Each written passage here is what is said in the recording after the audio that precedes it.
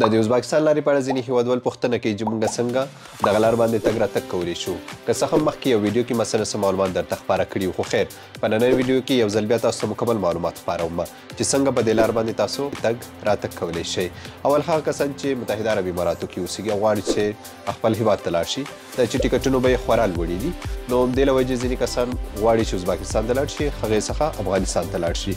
ازبکستان لار باندې افغانستان ته د دې په خاطر ځي چې ټکټونه څه نه څه ارزان ورته تمامېږي، کم سے کم یو 1500 درهم بچت کولی شي.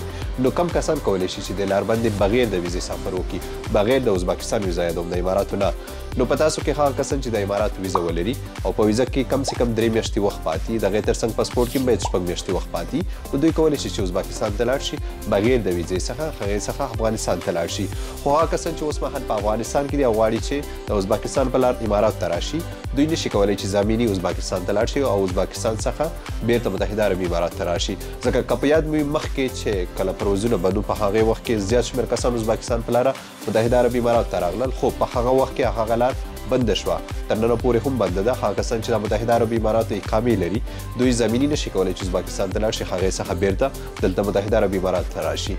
نو په تاسو کې کم کسان چې غواړي اماراتو څخه ازبکستان په لار افغانستان ته لاړ شي، دوی بالکل کولی شي، خو هغه کسان چې مخکې ما یادونه وکړه په هغو شرایطو چې برابر وي، نو نن سبا خو زیات فرق نه کوي، یو 300-400 درهم بچت کولی شي، خو تکلیف یې زیات دی. خو بیا هم که څوک اقتصادي مشکل ولري، نو دوی کولی شي چې همدې لار څخه استفاده وکړي. نو نور زموږ ټکټونو به یې به کله راکمیږي، بس معلومات یې لیکېږي. خیر، که د دې په اړه کوم نوي څه و، هغې لپاره احمد ټایمز تعقیب کړئ. مننه.